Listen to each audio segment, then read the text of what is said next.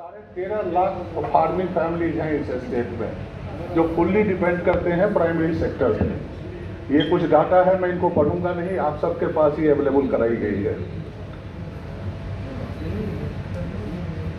ये हम जब 2 सालों में जो क्रांतिकारी परिवर्तन हुए हैं एग्रीकल्चर और एलाइड सेक्टर के लिए गवर्नमेंट के द्वारा, सर मैं आपका ध्यान देना चाहूँगा कि इन तीनों को एक जगह कंबाइन करके बात करी नहीं जाती है। लास्ट 1.5 साल में 3 महत्वपूर्ण घोषणाएं हुई सरकार की तरफ से। एक तो ऑनरेबल प्रधानमंत्री जी का slogan doubling the income of farmer, और वो doubling the income of farmer I will come back, वो कैसे होगा। दूसरी चीज़ें जो महत्वपूर्ण हुई सर, कोविड आने के बाद आत्मनिर्भर भारत। आत्मनिर्भर भारत का होल फोकस है कि कैसे फार्मर के प्रोड्यूस को वैल्यू एडिशन चेन में डाल के उसकी इनकम को और फर्दर ऊपर ले जाया जाए। और तीसरा सेटअप जो ये 3 बिल्स आए हैं, नेहा ने उसके डिटेल में बात करी, और इन बिल्स का टोटल मकसद था कि फार्मर्स के ऊपर जो सैकल्स थे, जो उनके ऊपर बंदिशें थी, जिस तरह के रेगुलेशंस में उन लोग बंधे हुए थे, उनसे उनको आज़ादी देना। जो ऑनरेबल प्राइम मिनिस्टर का टारगेट है कि 2022 तक फार्मर की इनकम डबल होनी चाहिए, कई लोग कहते हैं कि ये अचीवेबल नहीं है। As principal secretary of agriculture department I am fully confident कि ये अचीवेबल है। और ये कैसे अचीवेबल है? पहला पॉइंट जो मैं कह रहा हूँ कि आपको प्रोडक्शन और प्रोडक्टिविटी बढ़ानी है, वो होगी फार्म मैकेनाइजेशन के जरिए, इंटीग्रेटेड फार्मिंग के जरिए, क्रेडिट फ्लो बढ़ाकर होगा, इरिगेशन फैसिलिटी बढ़ा के होगा, और कंप्लीट सीड रिप्लेसमेंट हमें हाई यील्डिंग वैरायटीज की लानी पड़ेगी।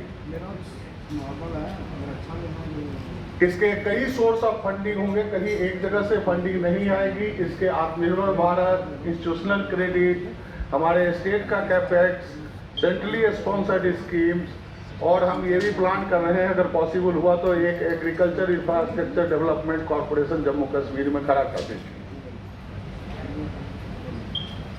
सर लास्ट 4 महीनों में जो हम लोगों ने काम किया है इस कोविड के दौरान, जब कई डिपार्टमेंट या हम ये कहें कि मैन्युफैक्चरिंग सेक्टर और सर्विस सेक्टर इम्पैक्टेड हुए थे, हमने जुलाई में एक 15 दिन का किसान पखवाड़ा किया। पूरे कंट्री में ये अकेला अनुभव था, और हमारे लोग एक एक फार्मर के घर तक गए, और जो पिछले 11 साल में सिर्फ 7.5 लाख किसान क्रेडिट कार्ड जम्मू कश्मीर में बने थे, उसको हमने 13.5 लाख पर पहुंचा दिया सिर्फ 15 दिन के अभियान में। सर हमारी कोविड के बावजूद हमारी पिछली रबी की फसल की कटाई अच्छे से हुई, जबकि लेबर माइग्रेशन भी हो गया था। खरीफ की फसल पे कोई इम्पैक्ट नहीं पड़ा, और ये दोनों फसल जो है हमारे आज तक के रिकॉर्ड उत्पादन स्टेट में हुए हैं। Sir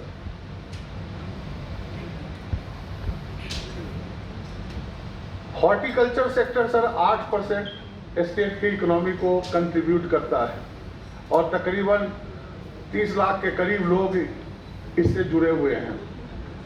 22 lakh matric ton Apple यही उत्पादन होता है, और कई फ्रूट्स ऐसे हैं जिसका 90% जम्मू कश्मीर की धरती पे पैदाइश होती है, लेकिन उसकी मार्केटिंग स्टोरेज कैपेसिटी हमारे पास नहीं होने के कारण उसको काफ़ी जल्दी हमें बेचना पड़ता था। और पिछले 1 साल में इस चीज़ पे ज़बरदस्त ध्यान दिया गया है कि इन चीज़ों पे काम हो। सर 3 चीज़ें हमने हॉर्टिकल्चर में काफ़ी करने की कोशिश की है। High density plantation prime minister साहब के पैकेज के अंदर हो रही है। स्टोरेज कैपेसिटी हम सर 1 लाख से ऊपर मैट्रिक टन जा चुके हैं, और हमारा टारगेट है कि कम से कम 5 लाख मैट्रिक टन की स्टोरेज कैपेसिटी अगले 2 साल में जम्मू कश्मीर में करी जाए। और मार्केटिंग को हम एक अगले पड़ाव तक ले जाना चाहते हैं। सर भारत सरकार ने एक लॉन्च की नेशनल प्लेटफॉर्म सर ई-नाम, कि फार्मर चाहे वो एग्रीकल्चर का हो, हॉर्टिकल्चर का हो, अपने प्रोड्यूस को नेशनल पोर्टल के जरिए बेच सकता है। 4 महीना पहले तक हमारे स्टेट की एक भी मंडी नेशनल पोर्टल पर नहीं थी सर। अब हमारी जम्मू की नरवाल और श्रीनगर की परीपुरा मंडी को हमने पिछले महीने जोड़ दिया था नेशनल पोर्टल के साथ, और सभी 18 मंडी को सर हम दिसंबर तक जोड़ देंगे नेशनल पोर्टल के साथ।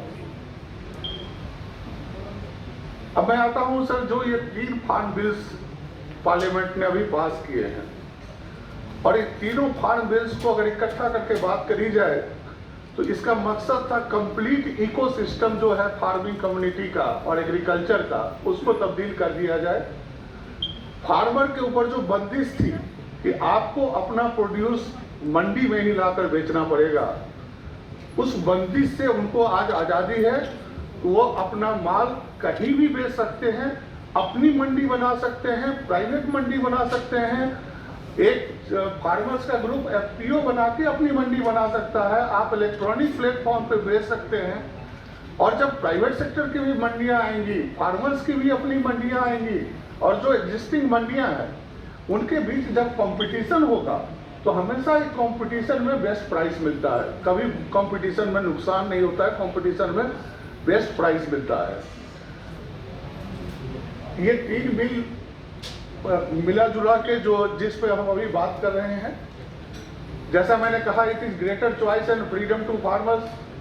4 महीना पहले सर जब मैंने इस डिपार्टमेंट का चार्ज संभाला था तो एक मीटिंग मैंने फार्मर्स के साथ की थी, तो एक सवाल मेरे से पूछा गया था कि आप क्या आप पहले इंडस्ट्री सेक्रेटरी थे, क्या इंडस्ट्री में जो माल पैदा होता है उसको किसी मंडी में लाके ऑक्शन करना पड़ता है क्या?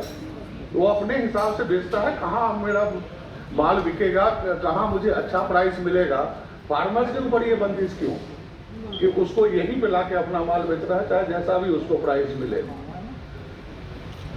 और इस कंपटीशन के कारण सर इसका मार्केटिंग कॉस्ट काफी रिड्यूस हो जाएगा, प्राइस अच्छे ढंग से निर्धारित हो पाएगा, फार्मर्स की इनकम जरूर बढ़ेगी, उसका ट्रांसपोर्टेशन कॉस्ट भी कम होने के आसार हैं, क्योंकि उसको जरूरी नहीं है कि 50 किलोमीटर दूर की मंडी में ही ले जाके अपना सामान बेचना है।